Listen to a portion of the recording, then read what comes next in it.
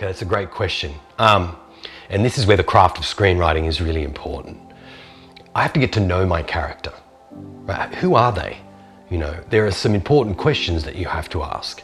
You know, for instance, in a lot of the workshops that I teach, I have a template that I use. It's a set of questions, and I interview my character. So I get to know my character by asking them questions about their place in the screenplay. You know, who are they? What do they want?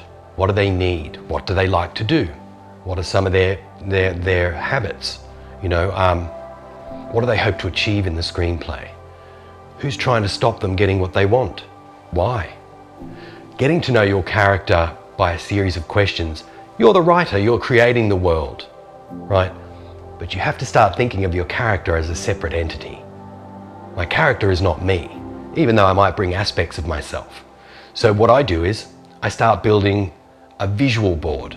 What does my character look like? You know, what might they look like?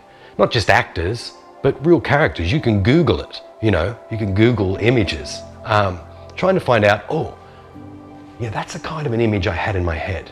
But ask them those questions and free yourself up enough to allow them to answer as the character that you know of them. Now, they could change. That could change as you develop your plot and you get to know your character in that plot even more. Go back to your character bios and interviews all the time and see if the answers are the same as they grow.